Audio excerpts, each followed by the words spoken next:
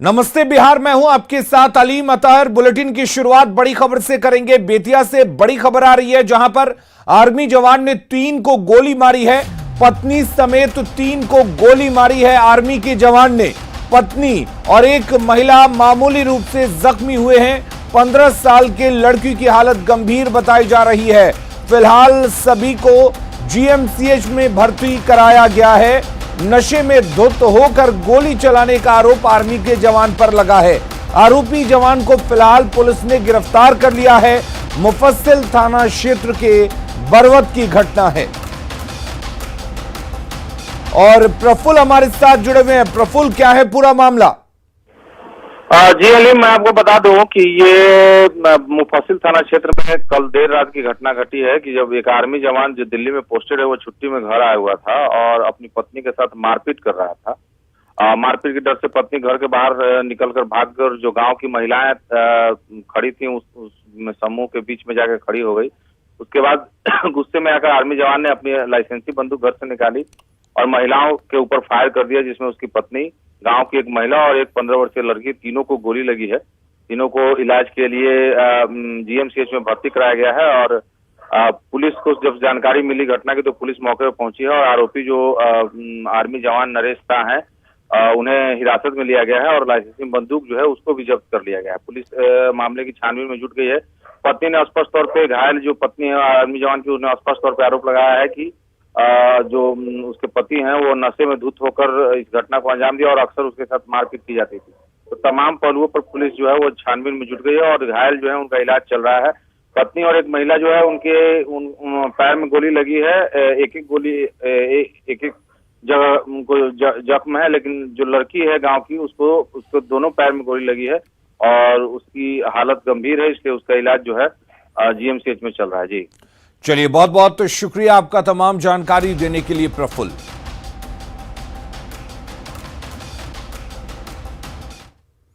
पंचायत चुनाव की सरगर्मी के साथ ही शराब तस्करी का खेल बिहार में जोर पकड़ चुका है।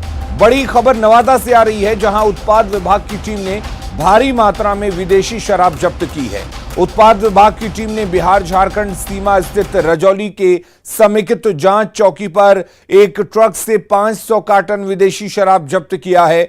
जब्त शराब की कीमत 25 लाख रुपए बताई जा रही है। शराब को धान के बोरे के नीचे छिपाकर लाया जा रहा था। इस मामले में उत्पाद विभाग की टीम ने ट्रक से 2 शराब तस्करों को भी गिरफ्तार किया है, जो ट्रक के ड्राइवर और खलासी हैं। ड्राइवर ने बताया कि ट्रक को रांची से पटना ले जाना था। बिहार में पंचायत चुनाव को लेकर शराब की तस्करी बढ़ गई है, लेकिन पुलिस ने भी निगरानी बढ़ा दी है। ली गई सर्वप्रथम जो है गाड़ी का तिरपाल हटाया गया तो उसमें चावल का बोरा दिखा। हमारे कर्मियों के द्वारा चावल के बोरे को हटाए जाने पर उसके अंदर में पूरी तरह से शराब भरा हो पाया गया। इसके बाद जो है ट्रक पर सवार दोनों अभी अपने कब्जे में लेते हुए ट्रक और शराब को अपने हिरासत में लिया गया। ट्रक में 500 पेटी शराब लगा हुआ था। बाजार में क्या? इसका बाजार मूल्य 25 लाख के आसपास है। लखीसराय में भी पुलिस ने एक ट्रक विदेशी शराब जब्त किया है। ट्रक पर 483 कार्टन शराब सीमेंट की बोरियों के बीच छिपाकर लाया जा रहा था। पुलिस ने मौके से 2 शराब तस्करों को भी गिरफ्तार किया है, जो मुजफ्फरपुर के रहने वाले बताए जा रहे हैं और बोकारो से शराब लेकर आ रहे थे।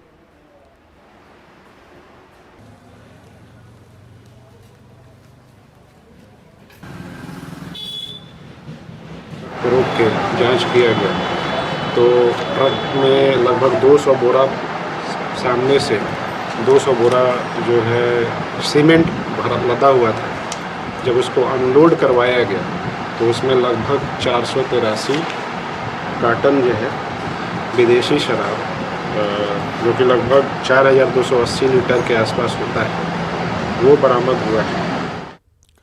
सुपौल में एक महिला का जबरन धर्म परिवर्तन कराए जाने का दबाव डालने का आरोप लगा है। पीड़ित महिला से 1 महीने तक यौन शोषण किए जाने का भी आरोप है।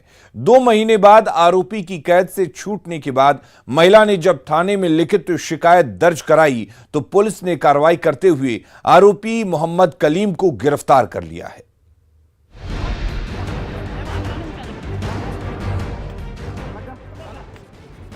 सुपौल से सनसनीखेज खबर सामने आई है, जहां 2 बच्चों की मां का जबरन धर्म परिवर्तन की कोशिश कराए जाने का मामला सामने आया है। मोहम्मद कलीम नाम के आरोपी ने पहले महिला को अगवा किया, फिर करीब 1 महीने तक उस महिला का यौन शोषण किया। इस दौरान महिला पर जबरन धर्म परिवर्तन किए जाने का दबाव भी डाला जाता रहा।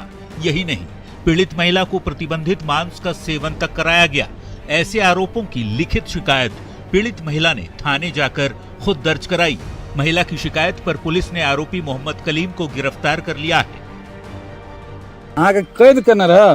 हाँ। कैसे बोला? हाँ हाँ। ये कैद क्या रखना रहा। हाँ। आगे धर्म के केना विनाश कर के वो अपन धर्म मान लगे की खेल के पील के कथी खेल नहीं, हम अपना मन से नहीं। आरोपी मोहम्मद कलीम के चंगुल से पीड़ित महिला करीब 2 महीने के बाद निकली और फिर भीमपुर थाने जाकर लिखित शिकायत दर्ज कराई। पीड़ित महिला के बयान के मुताबिक 30 जून की शाम करीब 7 बजे वो शौच के लिए अपने घर से बाहर गई थी। इसी दौरान आरोपी मोहम्मद कलीम ने उसका जबरन अपहरण कर लिया और गाड़ी में बिठाकर कहीं ले गया।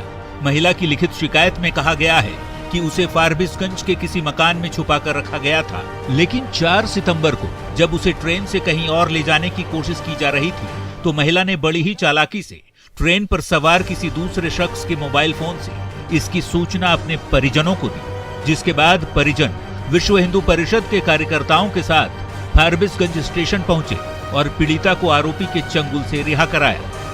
तो भीमपुर थाना में जो है लिखित रूप से दिया, उसमें एफआईआर कर दिया गया है। धर्म परिवर्तन का धारा लगा है और यौन शोषण का धारा लगा है, अपहरण का धारा लगा है। सारा धारा लगा करके एफआईआर कर दिए हैं। अभियुक्त को जेल भेज दिए हैं गिरफ्तार करके, और लड़की का जो है मेडिकल के लिए भेजे हैं और 164 का बयान कराने के लिए भेजे हैं। आरोपी मोहम्मद कलीम की इस दौरान पिटाई भी की गई और फिर उसे पुलिस को सुपुर्द कर दिया गया। फिलहाल भीमपुर पुलिस पूरे मामले की तहकीकात में जुटी है। अमित झा, न्यूज़ 18 सुपौल। और आज से नीतीश कुमार का जनता दरबार लगेगा। 11 बजे से सीएम जनता की शिकायतों को सुनेंगे। बड़ी खबर इस वक्त आपको बता दें, और इस जनता दरबार में ऑन द स्पॉट कार्रवाई करेंगे। ऑन द स्पॉट कार्रवाई से लोगों की भीड़ काफी जुट रही है, क्योंकि मुख्यमंत्री जनता दरबार में कोशिश ये कर रहे हैं कि मामलों का निपटारा ऑन द स्पॉट किया जाए, और यही वजह है कि यहां पर भीड़ ज्यादा देखी जा रही है। जातीय जनगणना पर बीजेपी को छोड़ बिहार की तकरीबन सभी पार्टियों की राय एक है, लेकिन आरजेडी और कांग्रेस इस मुद्दे पर कुछ ज्यादा ही उतावले हैं। मांग नहीं माने जाने की हालत में तेजस्वी आंदोलन की नई स्ट्रेटेजी बना रहे हैं, तो सोनिया गांधी ने जातिगत जनगणना के पक्ष में एक कमेटी भी बना दी है, जबकि जातिगत जनगणना के पक्ष में खड़े जेडीयू ने सेंसस शुरू होने तक इंतजार करने की नसीहत दी है।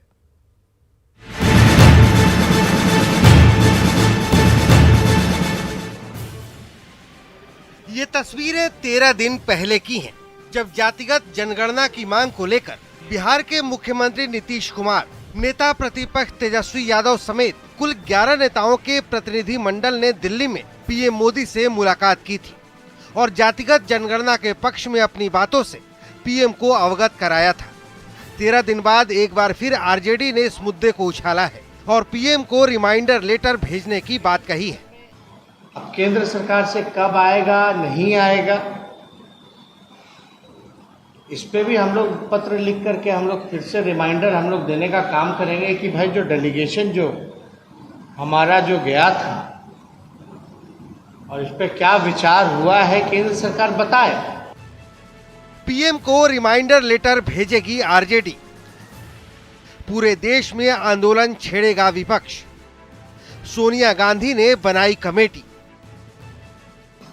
बिहार का कराई अपने राज्य सरकार अपने खर्चे पे कराए और देश भर के लिए फिर हम लोग आंदोलन करेंगे। पूरे देश भर में भी जो है वो होना चाहिए, उसके लिए आंदोलन करेंगे। अभी हम लोगों ने भी देखा कि सोनिया गांधी जी ने जो है जातीय जनगणना को लेके कांग्रेस की जो है कमेटी भी बनाई है।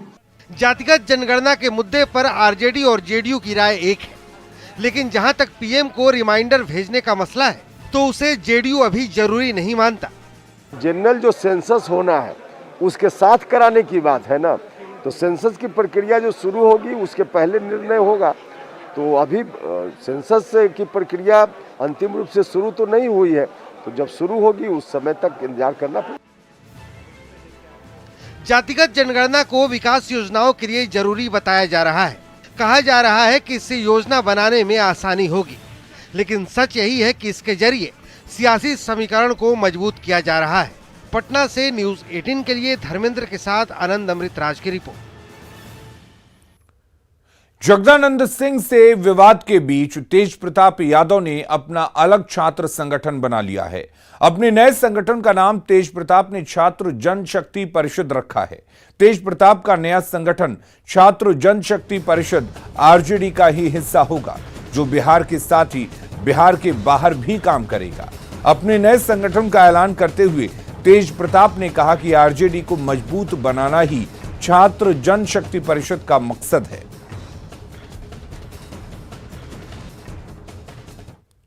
बेगूसराय में भाजपा महिला मोर्चा की जिला कार्य समिति की बैठक आयोजित की गई, जिसका उद्घाटन बेगूसराय के सांसद सह केंद्रीय मंत्री गिरिराज सिंह ने दीप जलाकर किया।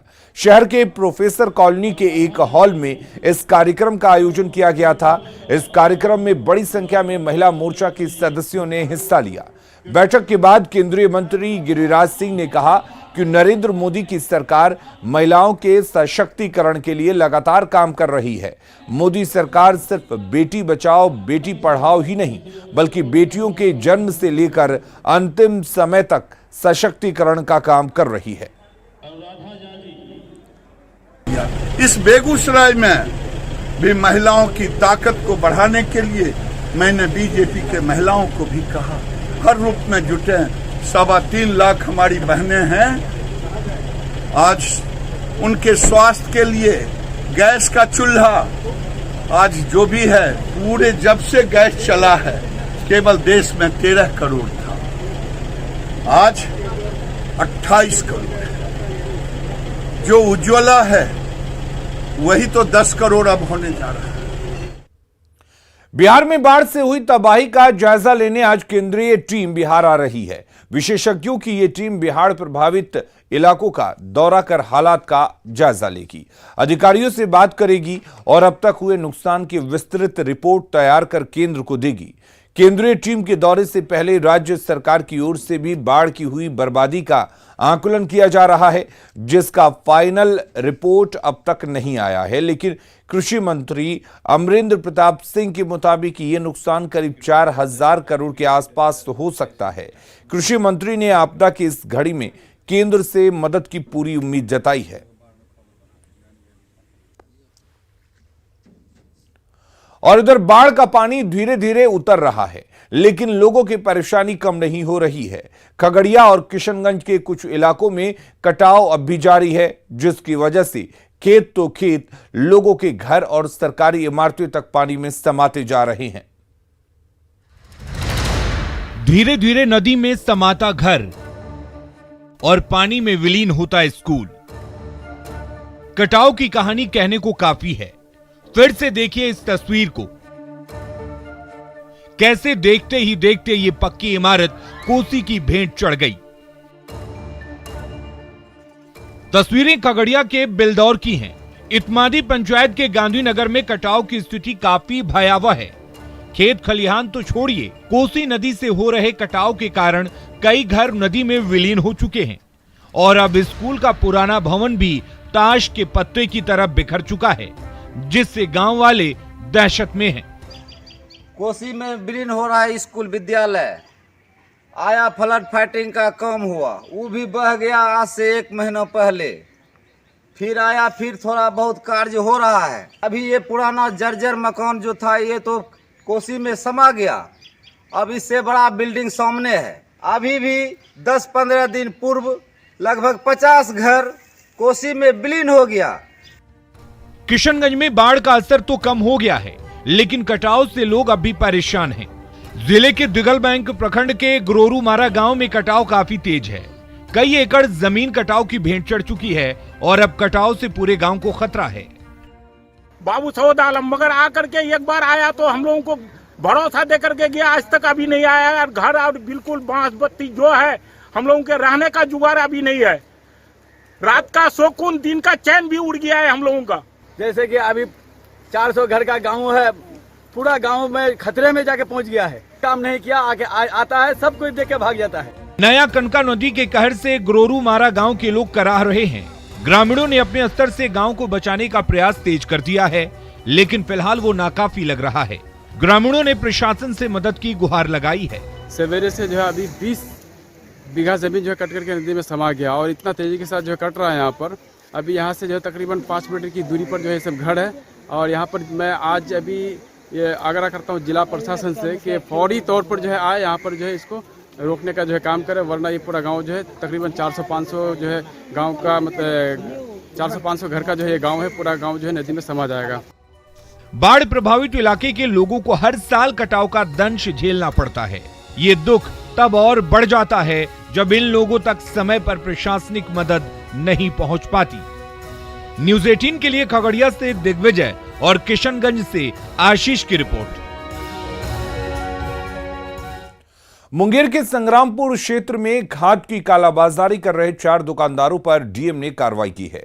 दरअसल किसानों की तरफ से लगातार खाद की कालाबाजारी की शिकायत मिल रही थी, जिस पर कार्रवाई करते हुए दुकानदारों को रंगे हाथ पकड़ा गया। साथ ही 100 से अधिक यूरिया बोरा बरामद किया गया।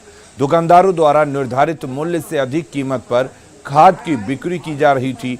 डीएम ने कृषि पदाधिकारी को दुकान सील कर दुकानदार पर प्राथमिकी दर्ज करने का निर्देश दिया है।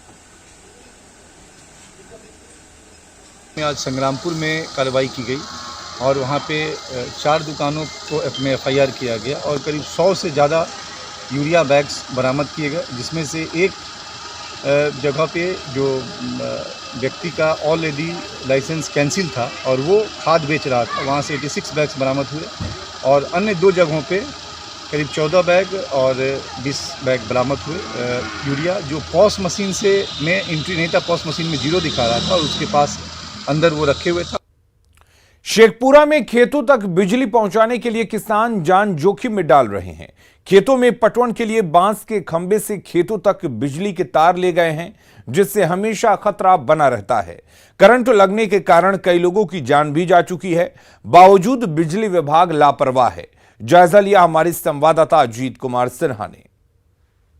मंत्री नीतीश कुमार ने इस बार सभी खेतों को पानी देने की योजना पर काम कर रही है। नीतीश की सरकार ने दावा कर रखा है कि सभी खेतों में पानी पहुंच जाएगा और बिजली की सुविधा उपलब्ध होगी, लेकिन शेखपुरा का ये घाट कुसुमा का इलाका है जहां बिजली खेतों में किस तरह से पहुंची है।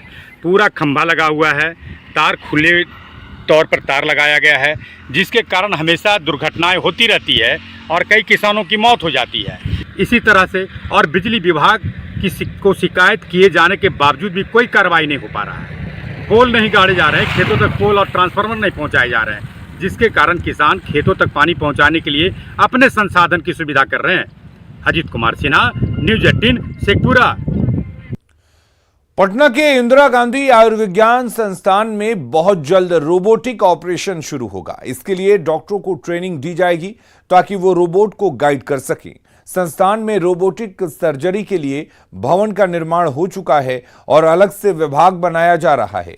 IGIMS के अधीक्षक ने बताया कि बिहार के लोग बड़ी संख्या में सर्जरी के लिए दूसरे राज्यों में जाते हैं, लेकिन रोबोटिक सर्जरी शुरू होने के बाद लोगों को बाहर नहीं जाना पड़ेगा।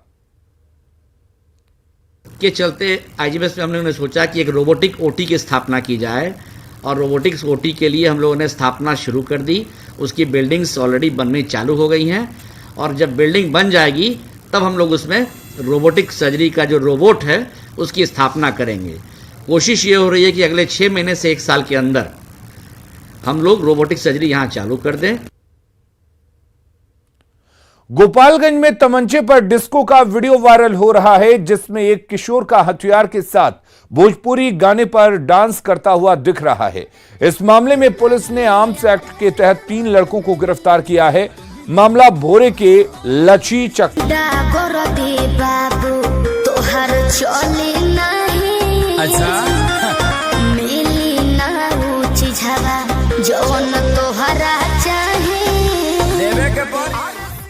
खबरें लगातार जारी हैं, बने रहिए न्यूज़ 18 बिहार झारखंड के साथ।